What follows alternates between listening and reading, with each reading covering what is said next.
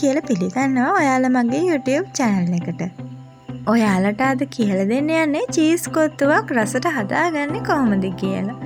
ඉතින් මේක හැදුවේ මම නන් නෙවෙයි හස්බන්ඩ්. ඉතින් අද බලමුකෝ එයා උයන්නේ කොහොමද කියලා. මුලින්ම අපි චිකන් එක හදාගන්න විදිය බලමු. මුලින්ම අපි චිකන් ටික හොදලා ලුණු සුදු ලුණු කරපිංචා මිරිස් ටිකක් කපලා වැත්තකින් තියාගන්නවා.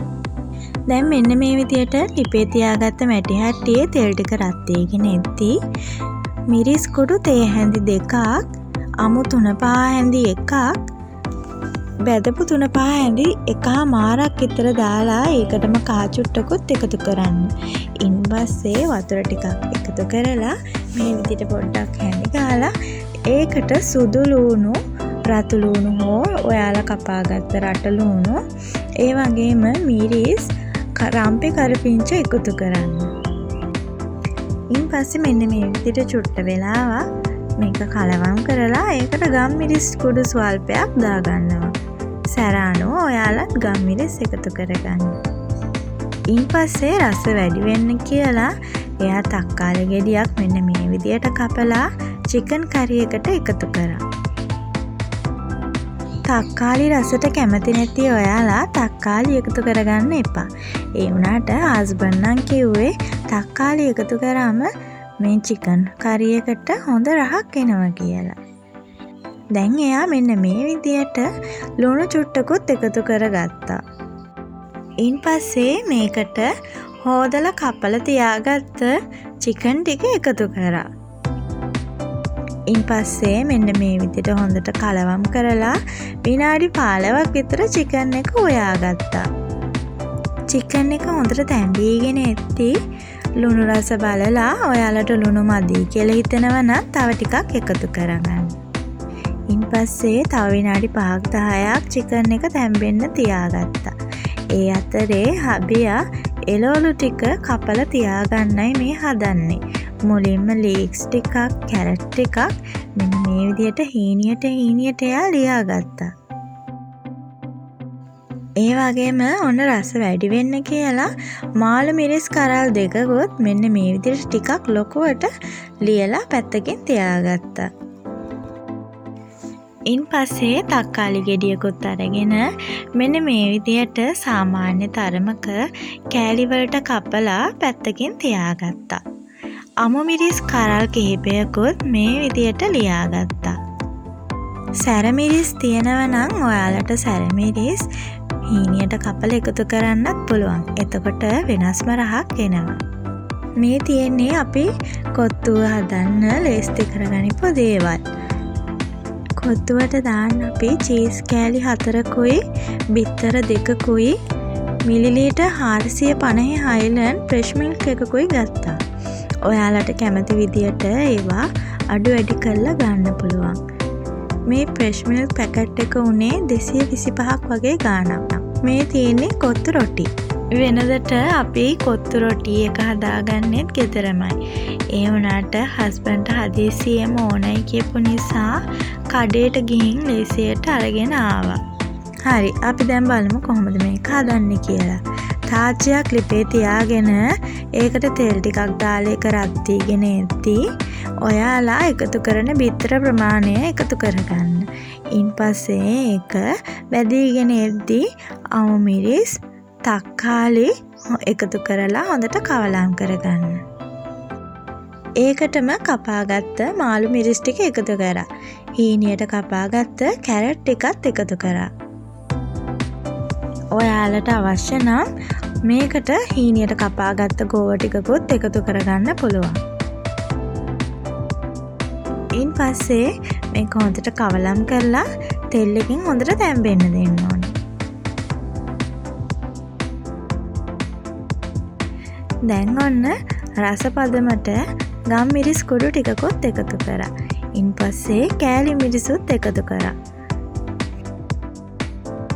ඉන්පස්සේ රස අනුව ලුණු ටිකකුත් එකතු කරලා මේ විදියට හොඳට කවලම් කරගන්න. ලුණු එකතු කරගද්දී ලුණු වැඩි කරගන්න නම් එපා. මොකද චිකන් එකටත් අපි ලුණු දාලා තියෙන නිසා ඒකේ ලුණු ප්‍රමාණයත් මේකට එකතු වෙනවනේ. හරි. දැන් චිකන් ටික එකතු කරලා ඒ ටික එළවලු එකත් එක්ක කවලම් කරගන්නවා. හස්බන්ඩ් කිව්වා ඕනේ නම් චිකන් ටික හීනියට ඉරලා එකතු කරගන්න පුළුවන් කියලා. එහෙමත් නැත්නම් මුලින්ම චිකන් ටික ෆ්‍රයි කරලා පස්සේ මේකට එකතු කරගන්නත් පුළුවන් කියලා එයා කිව්වා. ඉන්පස්සේ සෝය සෝස් ටිකකුයි තක්කාලි සෝස් ටිකකුයි ඔයාලා කැමති නම් මේකට එකතු කරගන්න පුළුවන්.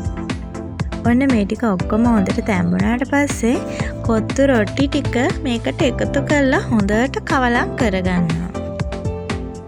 කොත්තු රොටි එක ගෙදර හදාගන්නවා නම් ඔයාලා හීනියටම කපා ගන්න. එතකොට තමයි කොත්තු එක හරිම රසට එන්නේ. වෙනදා අපි කොත්තු හදද්දී කොත්තු රොටි එක ගෙදරම හදාගන්නවා. කම්මැලි හිතුන සමහර දවස්වලට නම් කොත්තු රොටි එකත් කඩෙන් තමයි ගේන්නේ. කම්මැලිකම පැත්තක තියලා ගෙදරම රොටි එකත් හදාගන්න තියෙනවා නම් හරිම වටිනවා. මොකද පිරිසිදුකම අතින් ගත්තම අපි දන්නේ නැහැනේ කඩවලල කොහොම හදනවද කියලා.